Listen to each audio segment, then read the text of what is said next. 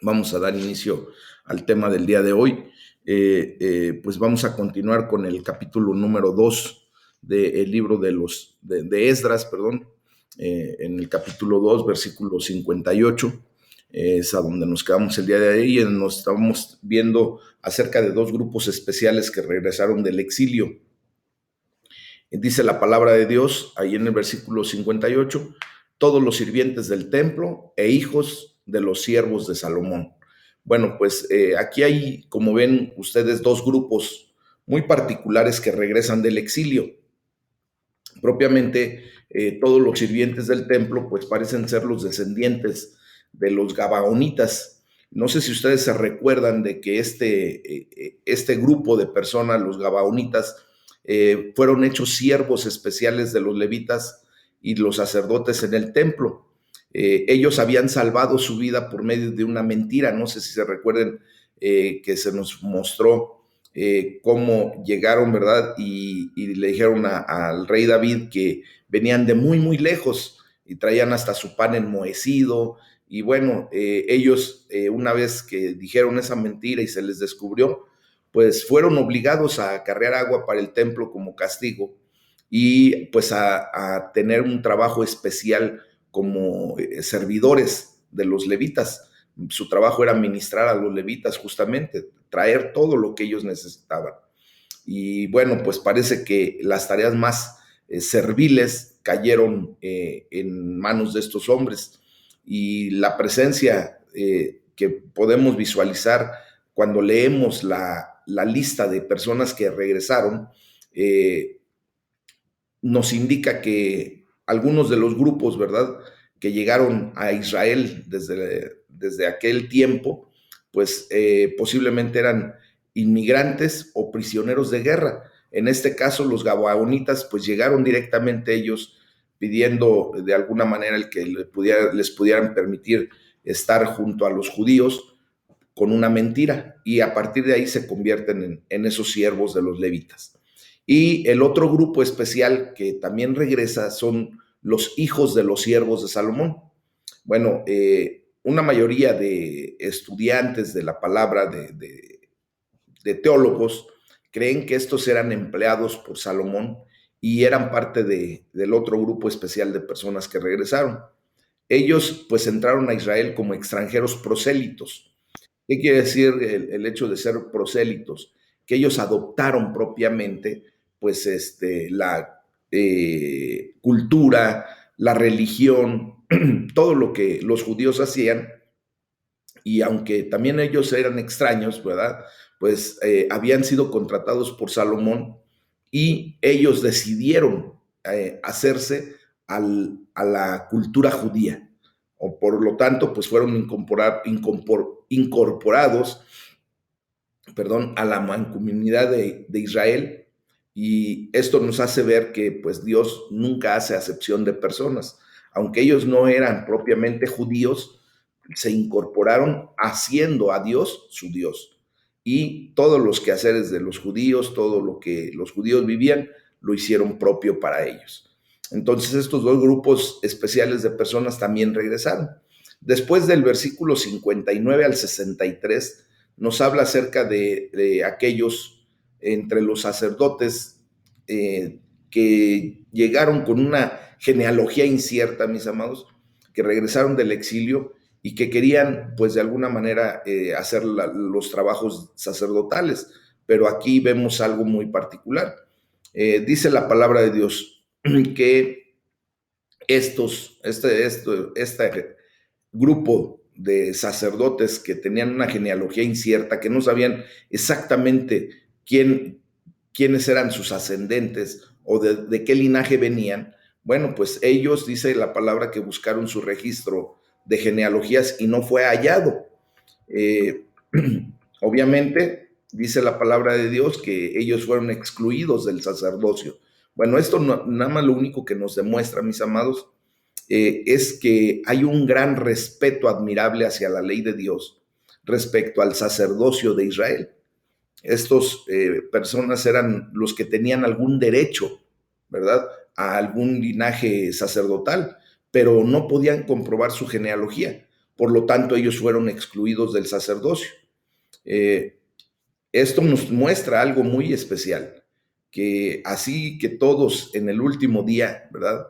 Que no están escritos entre los habitantes en Jerusalén o que no están registrados en el libro de la vida del Cordero, pues desgraciadamente no podrán continuar con ningún tipo de labor dentro del reino de Dios. Dice la palabra que el gobernador les dijo que no comieran de las cosas más santas hasta que hubiera sacerdote para consultar con Urim y Tumim. Bueno, vemos aquí cómo estas personas que no podían demostrar su genealogía, su ascendencia, de qué familia propiamente venían, pues no eran excluidos permanentemente. Cada caso requería más investigación y a través de la búsqueda de Dios. Por lo tanto, pues ahí se menciona al Urim y al Tumim, ¿verdad? Que era pues los artefactos que utilizaban para la consulta de Dios y de esa manera pues Dios haría la observación directa en cada caso en particular.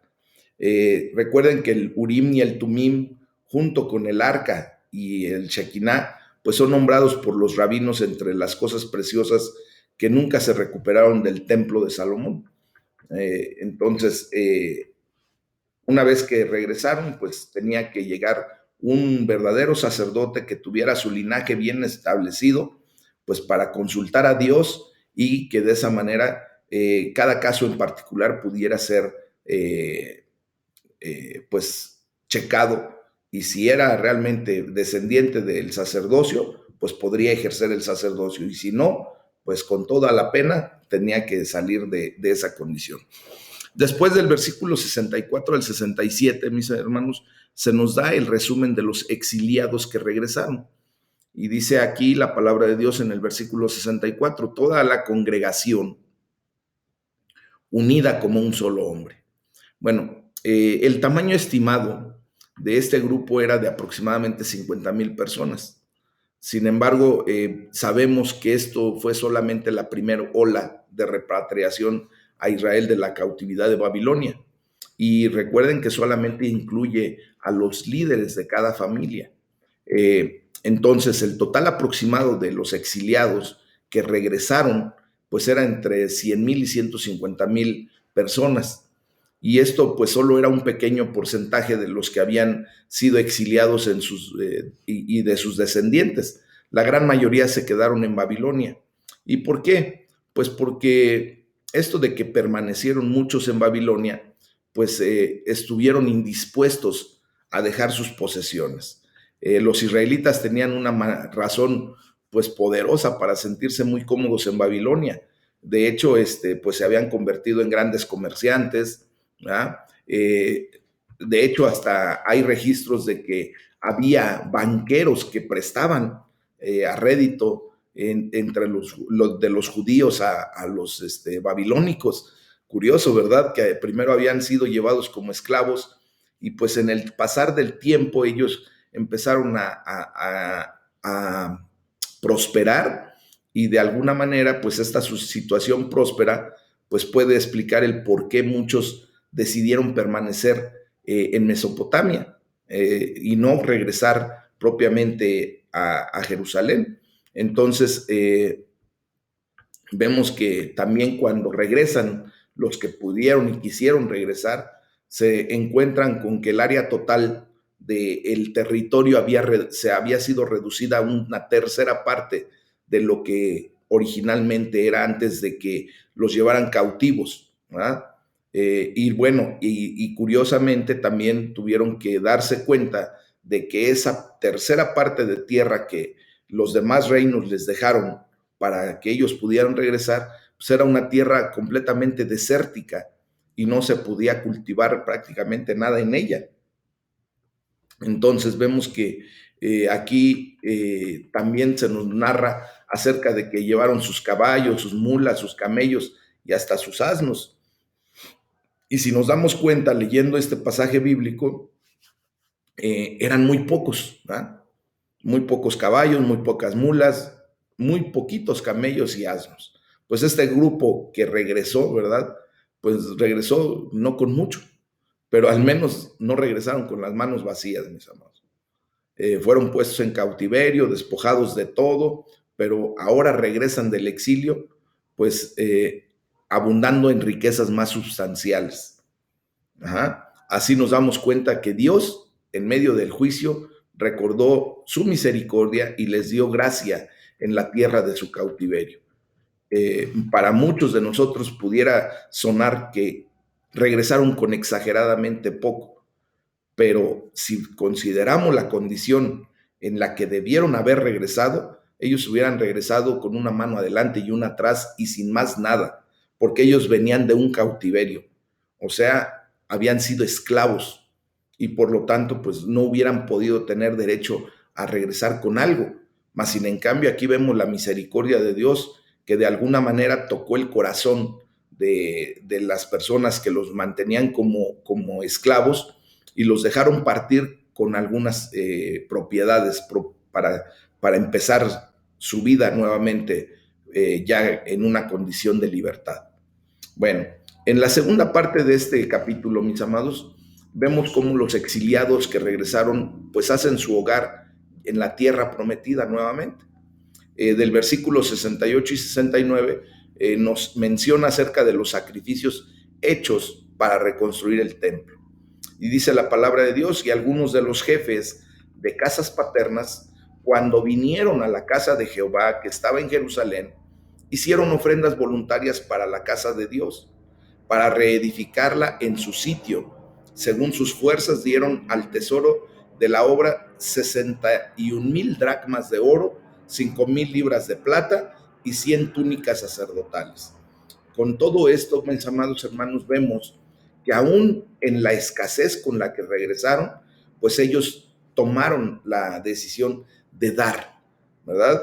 Recuerden que Dios ama al dador alegre y Dios siempre pone en el corazón de sus hijos el poder ofrecer, el poder ofrendar. Recuerden que nosotros pues hemos venido a ser de esas personas demandantes que éramos antes de Cristo, que todo lo queríamos, que queríamos que todo el mundo estuviera a nuestra disposición y que todo fuera para nosotros, pues ahora Dios ha estado transformando nuestra mente y nuestro corazón a ser personas ofertantes, que tengamos a bien pues el hecho de poder dar voluntariamente para la casa de Dios, para el reino de los cielos.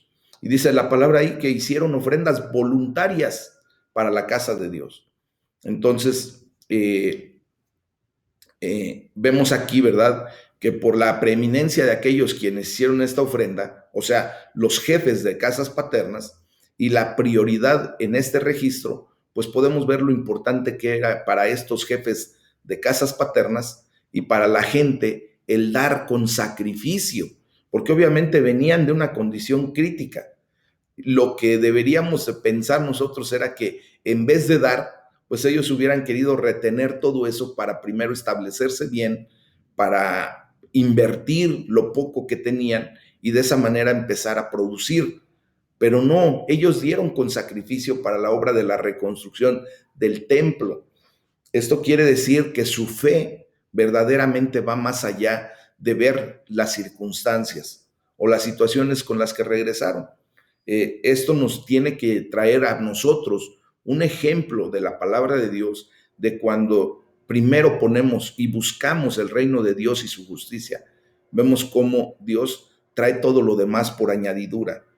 Y esta es la fe, mis amados, el hecho de que pudiéramos ver que cuando ponemos nuestro ser en manos de Dios, pues Dios siempre va a estar atento a suplir todas nuestras necesidades, a poner en nuestras manos nuevamente la semilla que va a generar la producción que necesitamos. Dice la palabra de Dios que fue según sus fuerzas.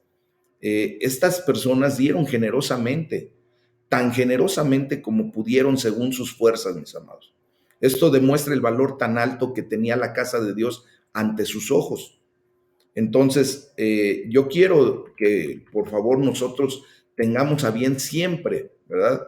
Considerar que cuáles son nuestras prioridades, quién verdaderamente representa lo primero para nuestras vidas, ante quién ponemos nuestra mirada y de esa manera pues venir a hacer realmente lo que tenemos que ser, dadores alegres, con un corazón alegre, aun cuando de repente pues le tenemos que poner en ese orden las cosas para pues vivir la experiencia de la fe y de la provisión divina, que es lo que siempre hemos tenido. ¿Ah? Entonces, de esta manera, la frase que acabamos de declarar, según sus fuerzas, pues acredita a estos donantes, a estas personas que fueron voluntariamente a dar, ¿verdad? Y Pablo tal vez tuvo esto en mente cuando le da la carta a los Corintios, para darles un encargo de dar en proporción a sus ganancias. Eso lo podemos ver ahí en la primera carta a los Corintios, capítulo 16, versículo 2. Y aún así Pablo hace notar a aquellos que dan aún más allá de sus fuerzas. Y esto ya lo vemos en la segunda carta a los Corintios, capítulo 8, versículo 3. Entonces, esto nos llama, mis amados hermanos, pues a ser dadores, donantes alegres para la obra de Dios. ¿Ok? El versículo número 70 nos habla acerca de la restauración de una presencia israelí sustancial en la tierra prometida. Bueno, aquí vemos y dice la palabra de Dios en el versículo 70. Y habitaron los sacerdotes, los levitas, los del pueblo, los cantores, los porteros y los sirvientes del templo en sus ciudades, y todo Israel en sus ciudades. Bueno, aquí lo que podemos ver es que cómo se nos muestra que Jerusalén estaba poblada nuevamente, aunque era un comienzo muy humilde, verdaderamente, porque venían del exilio, mis amados. Entonces, así es como empieza a repoblarse la ciudad, la tierra prometida. Pronto, pues empezaron a generar los sacrificios diarios para ofrecer a Dios, y pues muchos adoradores empezaron realmente a atender y a revisar, supervisar todo ese gran trabajo. O sea, empezaron a reorganizarse pues para ofrecer lo que Dios había ordenado en esos tiempos.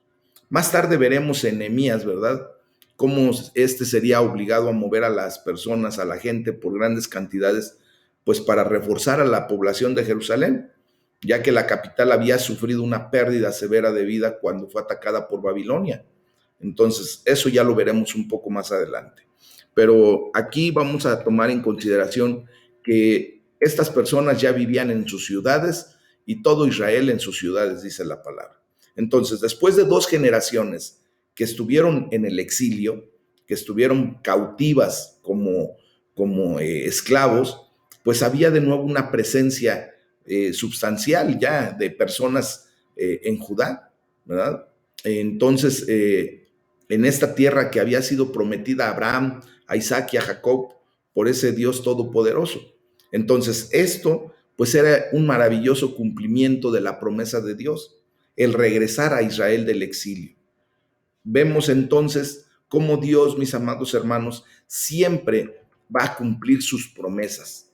Y ustedes y yo hemos recibido la promesa de que un día estaremos en la Nueva Jerusalén, en ese lugar que el Señor Jesucristo está preparando para nosotros. Y así como cumplió su promesa para los judíos, ¿verdad?, para su pueblo escogido, pues Dios cumplió. Perdón, en mi pueblo todavía hay cohetes. Cumplirá su promesa para todos y cada uno de nosotros que hemos venido a depositar nuestra fe y nuestra confianza en nuestro Señor Jesús. Amén. Entonces, por último, para este capítulo, pues vemos cómo la mayor parte de la comunidad de los exiliados babilónicos que se quedaron cuando Babilonia fue destruida, pues vinieron a este país años atrás, y su número era casi 3 veces más que los que regresaron a Sión, a la Jerusalén, ¿verdad?, en los días de Esdras y Nehemías. Entonces, esto es el capítulo número 2, mis amados hermanos, Vamos a continuar con el capítulo número 3 de Esdras y aquí vamos a ver un cimiento para el nuevo templo, para el templo nuevo, ¿ok? Aquí se nos enseña, mis amados, en la primera parte de este capítulo 3 acerca de la restauración del altar y del culto. Y dice la palabra de Dios que hubo un comienzo ahí en el versículo 1, en el mes séptimo, un cimiento para el templo nuevo, dice. Entonces, la palabra de Dios dice, cuando llegó el mes séptimo, ¿verdad? Pues este era un mes muy especial en el calendario espiritual de Israel. Recuerden que ellos manejan un calendario judío y bueno, a estas fechas pues también manejan el calendario gregoriano que nosotros también manejamos. Pero en aquellos tiempos pues era el calendario judío. Y en el mes séptimo pues ellos celebraban el día de la expiación, la fiesta de las trompetas y la fiesta de los tabernáculos. Dice la palabra de Dios que se juntó el pueblo como un solo hombre en Jerusalén. Esto pues nos lleva a ver que era un acto de obediencia muy alentador entre los exiliados que regresaron. En un tiempo de pocos recursos y de mucho trabajo por hacer, fíjense que se tomaron el tiempo y hasta la economía, los recursos para observar pues todos los mandatos que Dios dio y reunirse en Jerusalén para los grandes festejos. Siempre habrá, mis amados hermanos, por ahí el guardadito, las cosas que de repente pues vamos nosotros atesorando de poquito a poquito, pues para cuando se vengan los acontecimientos especiales a los que somos llamados y que de repente tengamos que aún en medio de la escasez sacar de esos recursos que Dios nos permitió tener como para hacer lo correcto. Tendremos actividades muy especiales dentro de la iglesia en donde pues tengamos que ofrecer de los recursos hasta muy pocos que podamos haber guardado en algún momento, y esto trae bendición a final de cuentas. Dice la palabra de Dios en el versículo 2 y 3 que el altar es reconstruido en un cimiento antiguo. Vemos aquí cómo se levantaron Jesúa, hijo de Josadac, y sus hermanos, los sacerdotes, y Zorobabel, hijo de Salatiel, y sus hermanos, y edificaron el altar del Dios de Israel para ofrecer sobre él holocaustos, como está escrito en la ley de Moisés, ¿verdad? Y colocaron el altar sobre su base, porque tenían miedo de los pueblos de las tierras, y ofrecieron sobre él holocaustos a Jehová, holocaustos por la mañana y por la tarde. Entonces vemos aquí, mis amados hermanos, cómo la situación empieza a tomar forma, ¿verdad? Jesúa y Zorobabel, pues estos fueron los dos líderes en el proyecto de reconstrucción y comenzaron su trabajo con la construcción del altar afuera del templo en el monte de Jerusalén, fuera del escombro del templo destruido y de sus jardines, de sus canchas, ¿verdad? Ahora estaba un altar listo para recibir sacrificios de parte del pueblo, pues como un conjunto y como un solo individuo. Imagínense nada más, ya se había reunido el pueblo y traían sus ofrendas. Esto pues tiene que tomar una consideración de nuestra persona para ver cómo priorizaron las cosas. Ellos le dieron una prioridad y correctamente al hecho de empezar a ofrecer sacrificio delante de Dios. Es muy importante ver que este hecho, ¿verdad? De que edificaron el altar en Jerusalén, en la misma tierra en donde una vez habían habitado. Y tal vez esto lo hayan razonado, ¿verdad? Y hayan visto que el altar, ¿verdad? Y posiblemente también el templo, pues podía moverse, ir a donde sea, porque Jehová nuestro Dios, pues es el Dios de toda la tierra. Pero aún así, en la mente judía, mis amados, solo había un lugar en donde el altar y el templo podía estar, en el monte santo del Señor. Así como lo vemos en el Salmo 2, versículo 6, o sea, en su tierra santa, que lo vemos en Zacarías 2:12. Entonces, ellos pues en su mente tenían bien especificada la idea de que tenía que edificarse ese altar y ese templo nuevamente en ese sitio. Vemos que Jesúa era el nieto de Seraciel, perdón, el sumo sacerdote, quien fue puesto a su muerte por el rey Nabucodonosor. Eso lo pudimos estudiar en el segundo libro de Reyes, capítulo 25. Y este Jesúa o Josué fue el primer sumo sacerdote después del cautiverio. Ya cuando se restablece la actividad sacerdotal en pleno, cuando regresa el pueblo de Dios a Judá, a reedificar pues ese territorio. ¿Ah? Dice la palabra de Dios que edificaron el altar del Dios de Israel. Pues mucho antes de que pudieran reconstruir el templo, con sabiduría, mis amados hermanos, sabiamente comenzaron por construir el altar para holocaustos y otros sacrificios. El edificar el altar, pues fue lo primero que hicieron porque aparte de que era lo más fácil y más rápido que podían construir, pues comienzan un excelentemente buen trabajo cuando se hace lo que debe hacerse.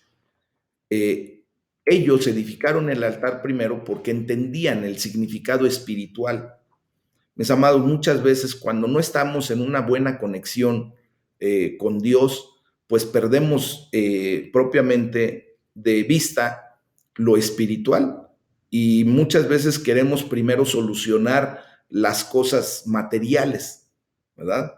Pero vemos cómo fundamentalmente el altar era donde se atendía el pecado y en donde el hombre común se encontraba con Dios.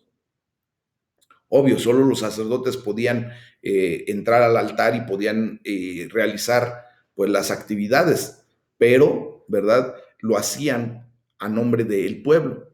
Ellos entraban al altar porque era una prioridad espiritual sabia, demostrando que entendían su necesidad de tener la expiación del pecado y las acciones de dedicación a Dios. Entonces, entendiendo correctamente, mis amados, pues ellos edificaron el altar primero porque era un acto de obediencia. Necesitaban, pues obviamente, llevar a cabo los holocaustos para la expiación, o sea, para el perdón de los pecados en la mañana y en la tarde, porque eso era lo que estaba escrito en la ley de Moisés, varón de Dios, así lo dice la palabra, ¿verdad? Entonces, esta es la primera cosa que se debe hacer antes de nuestra construcción de templos o de otros organismos que se vean coronados por el éxito. ¿Va?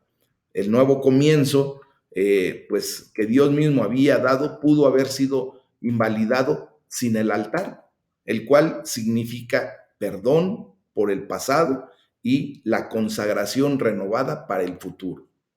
O sea, que cuando nosotros nos dediquemos a hacer algo, mis amados, pues primero tengamos en consideración lo espiritual, lo que verdaderamente tiene peso delante de Dios. ¿Ok? Ustedes y yo vamos a tener que hacer muchas obras, es más, para el reino de los cielos. Pero si no hacemos lo primero en cuanto a buscar la presencia de Dios, en cuanto a verdaderamente entrar a ese lugar santísimo, no podremos verdaderamente llevar a cabo nada adicional para el nombre de nuestro Padre Celestial. ¿Ok? Entonces, si ustedes y yo recordamos, pues ahora ustedes y yo somos el templo de Dios. Levantemos nuestro altar de adoración constantemente, todos los días, mis amados. Asegurémonos primeramente, ¿verdad?, de levantar ese altar de adoración y todo lo demás vendrá por añadidura. Busquemos el reino de Dios y su justicia primeramente a través de levantar nuestro altar de adoración. Y vamos a ver cómo Dios se manifiesta con poder y autoridad sobre nuestras vidas, porque le estamos dando propiamente ese lugar. ¿Ok? Entonces, dice la palabra de Dios, porque tenían miedo de los pueblos de las tierras cuando edificaron el altar para el Señor, ¿verdad? Pues en el monte del templo en Jerusalén. Posiblemente destruyeron un altar ordinario que había estado en ese lugar cerca de los escombros, que habían quedado de quienes habitaron en esa área por 2 generaciones durante el tiempo del exilio.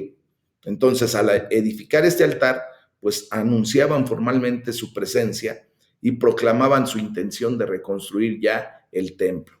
¿Qué nos enseña esto, mis amados hermanos?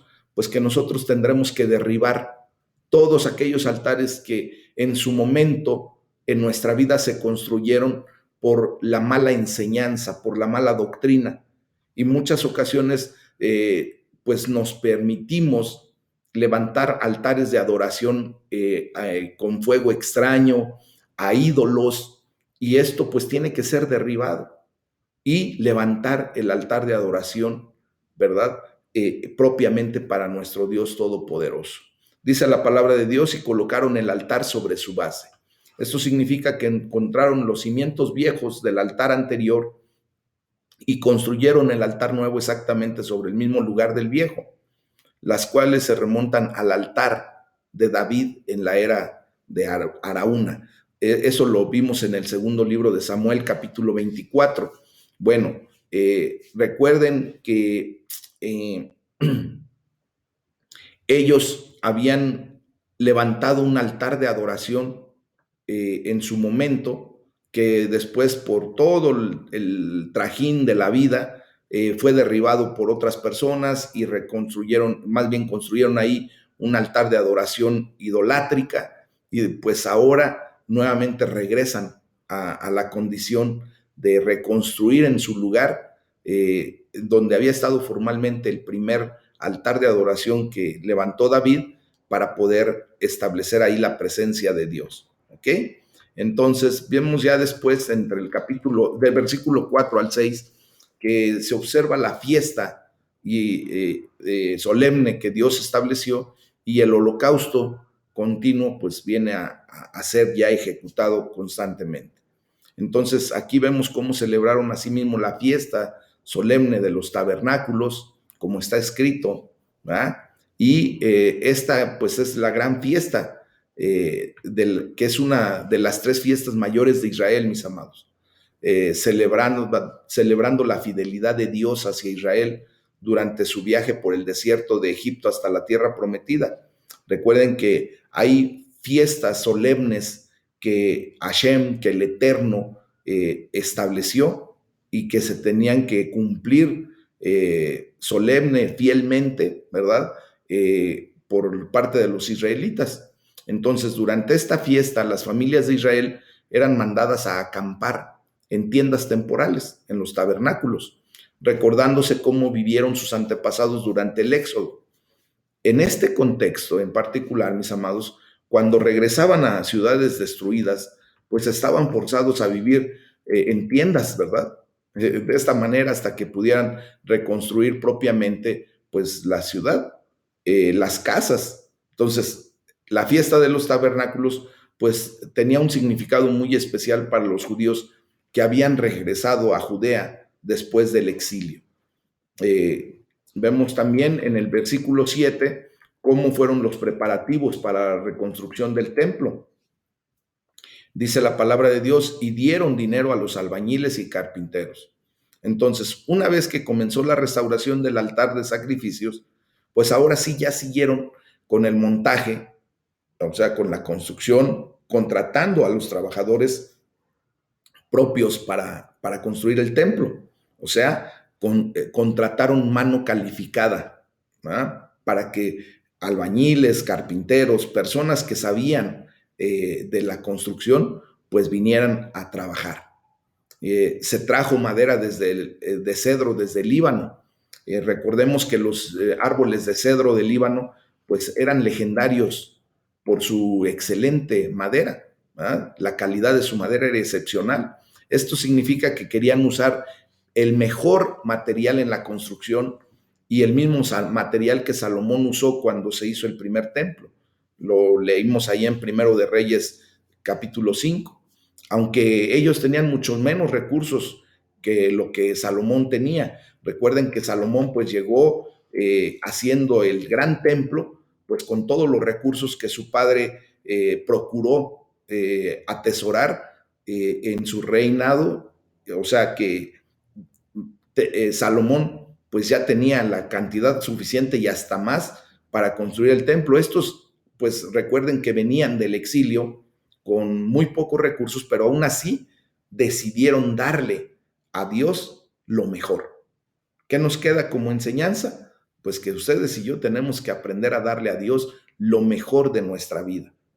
Aun cuando podamos vernos en escasez, en necesidad, tendremos algo excepcional que darle a Dios, porque Dios se lo merece. Amén. Y dice la palabra de Dios conforme a la voluntad de Ciro, rey de Persia, acerca de esto. Bueno, el permiso que otorgó Ciro, ¿verdad? No solo era el permiso legal para construir el templo, sino que también pudo incluir apoyo económico de la tesorería real. Esto demuestra, ¿verdad?, que también Dios permite que se utilice dinero de los gentiles, pues para realizar su obra, para comprar el material, ¿verdad? Utilizó esos cedros del Líbano gentil, no del Líbano que pudiera tener judíos piadosos que pudieran aportar economía para construir este segundo templo, ¿no? Realmente Dios provee y se provee de todos los recursos que Él ha dispensado, ¿verdad? Por ejemplo, el templo de Salomón, el primer templo, pues utilizó también material gentil y trabajadores gentiles.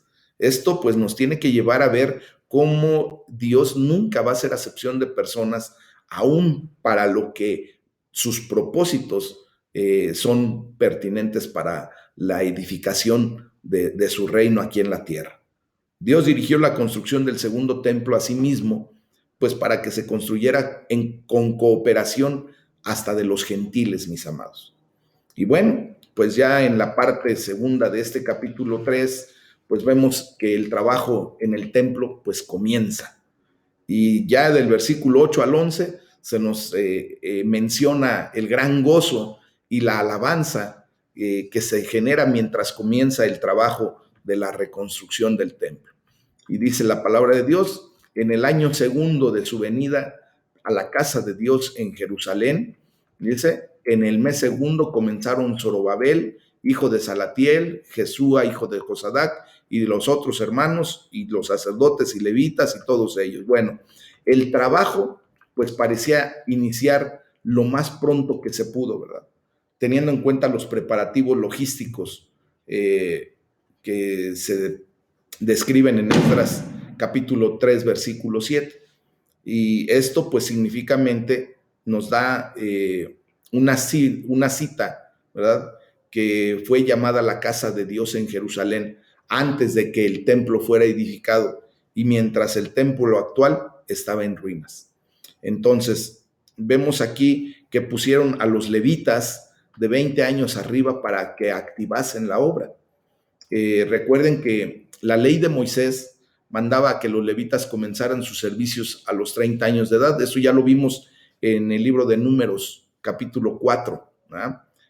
Pero David, pues, cambió el inicio de partida, o sea, de esa edad, para que los levitas empezaran a servir desde los 20 años de edad. También lo estudiamos en el primer libro de Crónicas, capítulo 23.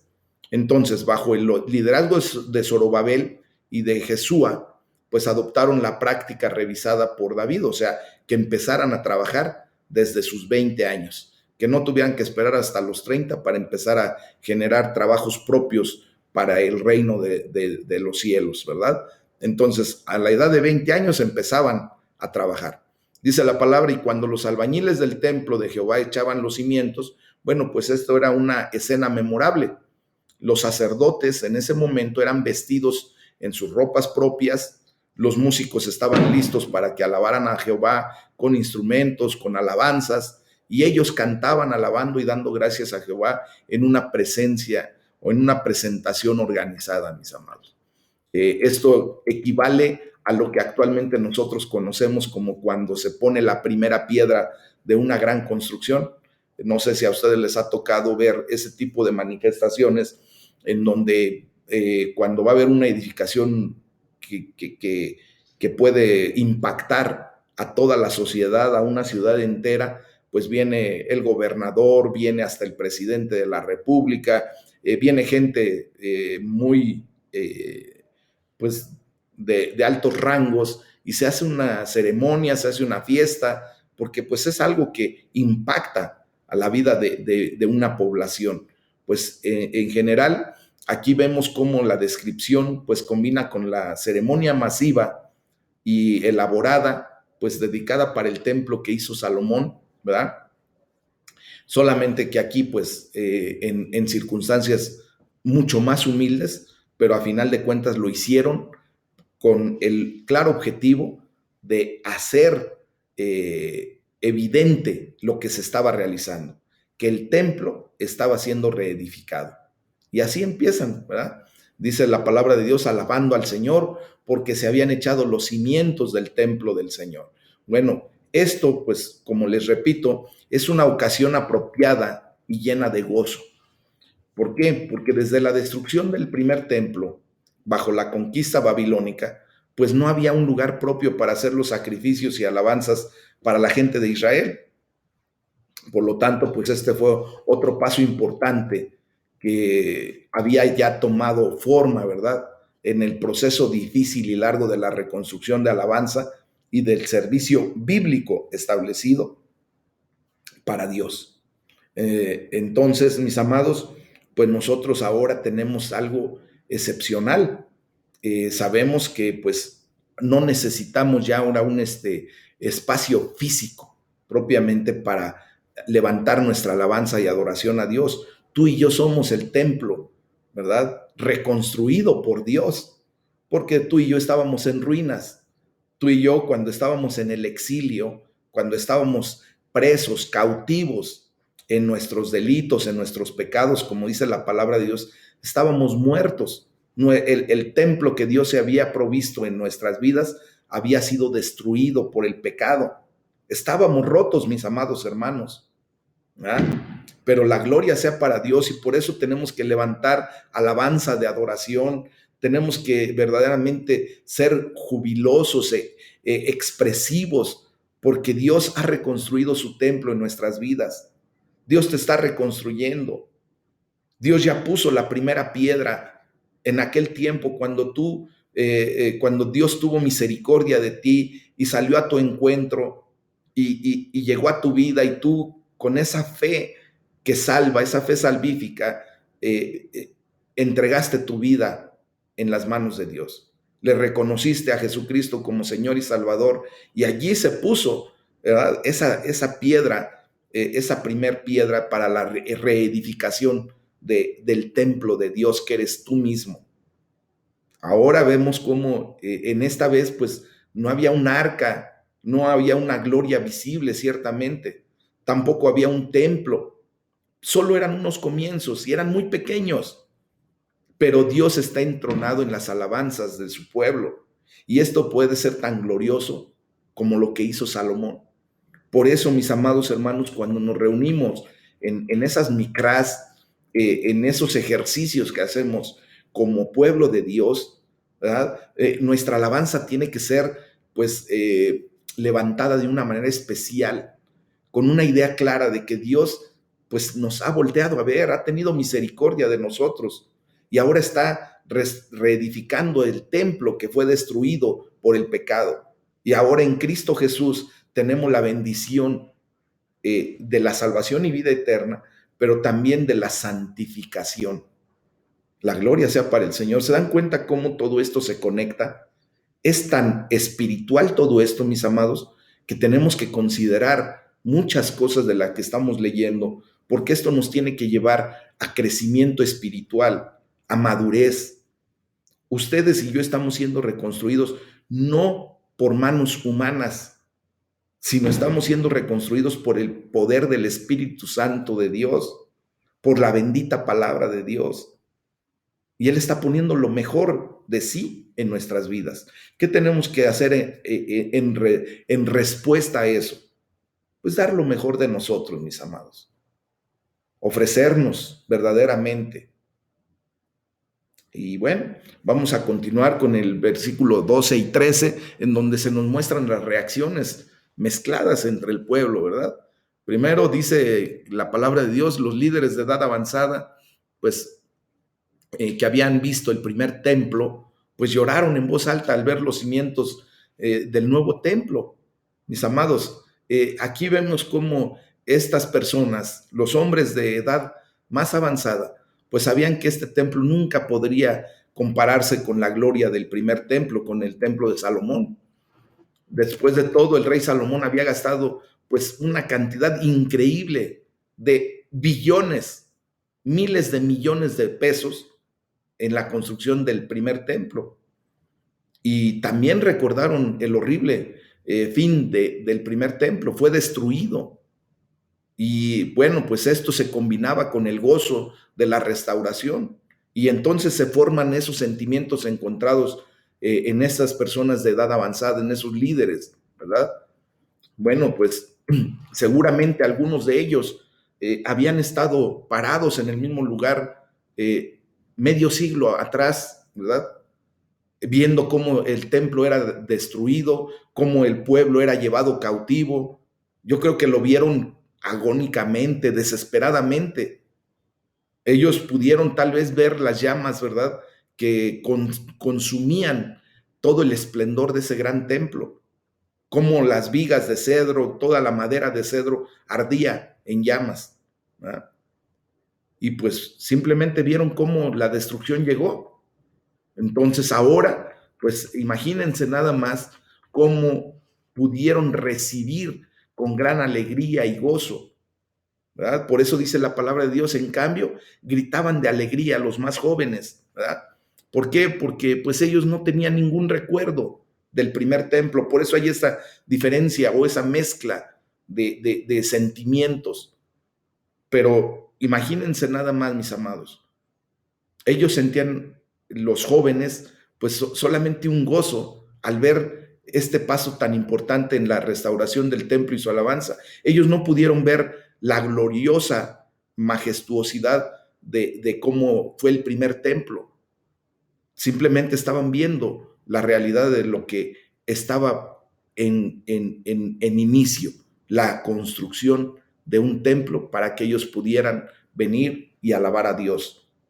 Entonces, dice la palabra de Dios ahí que los gritos de alegría se mezclaron con el llanto. Es una frase muy profunda, mis amados, y demuestra la profundidad propiamente de los sentimientos encontrados entre el pueblo. Esta escena debió haber sido muy interesante. ¿Se imaginan ustedes? Todo un pueblo, imagínense ustedes, una cantidad de gente grande, pero una parte de ese pueblo llorando en voz alta con tristeza por la añoranza que tuvieron, por lo que ellos pudieron ver, por lo que ellos pudieron experimentar, y la otra parte gritando con gozo, ambos al mismo tiempo. Y en las dos partes, mis amados hermanos, se sentía el mismo interés de ver las cosas cómo se estaban llevando a cabo. Esto me recuerda nada más voy a hacer un comentario muy particular de lo que vive o ha vivido el pueblo cubano. Curiosamente, a mí me causa mucha, pues, no sé cómo les puedo explicar, ver la situación de cómo los cubanos viejos, ancianos, pues amaban y siguen amando la posición de un Fidel Castro, y cómo los cubanos jóvenes odian a Fidel Castro, ¿verdad? Y a todo lo que se refiere a él. Y les voy a explicar un poquito por qué. Todas aquellas personas que vivieron por allá de los años, de los principios del 60, los finales de los 50, pudieron ver una situación muy particular. Los cubanos venían siendo oprimidos por parte de la dictadura de Fulgencio Batista. Este hombre los tenía increíblemente aprisionados, eran sus esclavos prácticamente, y ellos vieron cuando pues viene la Revolución Cubana y se declara la victoria en el primer día de enero de 1959, y ellos empiezan a vivir una vida diferente. Imagínense que el 31 de diciembre de 1958 se durmieron como esclavos y para el día siguiente, el 1 de enero del 1959, amanecieron siendo libres. Obviamente esas personas que vivieron esa condición, pues empezaron a amar a Fidel Castro por esa bendición que había traído a su pueblo, ¿verdad? Esa libertad. Y empiezan a caminar y después se asocian propiamente con los rusos, con la URSS, y los adoptan prácticamente como sus hijos. La Unión de Repúblicas Soviéticas Socialistas empieza a traerles pues todos los recursos que ellos necesitaban. Les empiezan a proveer alimento, vestido, muchas cosas. Entonces empiezan a vivir una bonanza. Y obviamente pues todas esas personas que vivieron ese proceso pues veían en la persona de Fidel Castro y de toda su organización pues una persona que verdaderamente traía pues bendición a sus vidas, por así decirlo, ¿verdad? Pero ¿qué pasa cuando Fidel Castro se enferma de poder? Empieza nuevamente a esclavizar a su propia gente. De lo que él había peleado para traer libertad a su pueblo, él empieza a hacer de su pueblo un pueblo de esclavos. Obviamente, las personas que nacen ya después de 1991, cuando se viene lo de la perestroika y se rompe pues toda la situación de la ayuda que la URSS le daba a Cuba, entran en un periodo especial en donde pues empiezan a vivir su realidad ya como un pueblo que tenía que rascarse con sus propias uñas. Y todas esas personas que nacen después de ese tiempo, pues ven una realidad diferente. Ya no la libertad, sino ahora ven otra vez una esclavitud. Ya no una bonanza, sino ahora un periodo especial en el que tenían que batallar hasta para conseguir cualquier recurso, ¿verdad? Y ven ahora pues una condición en donde su vida, lejos de ser una vida de libertad, pues se ven en una esclavitud total hacia el régimen castrense. Y ellos empiezan a odiar a Fidel. Entonces, todo esto se los platico porque justamente cuando muere Fidel Castro, el pueblo cubano tuvo la misma condición que el pueblo judío cuando empieza la reconstrucción del templo. Por un lado, los viejos le lloraron a Fidel Castro porque obviamente recordaban toda la bonanza que vivieron con él, pero por otro lado, los jóvenes gritaban de alegría porque se estaba derrocando y se estaba acabando pues un imperio, una condición de esclavitud para sus vidas.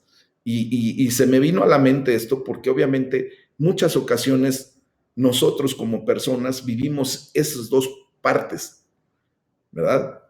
Ustedes y yo vivimos en el tiempo atrás en un templo destruido por el pecado. Hoy podemos gritar de alegría porque nuestro templo, nosotros mismos estamos siendo reconstruidos para la gloria de Dios. Amén.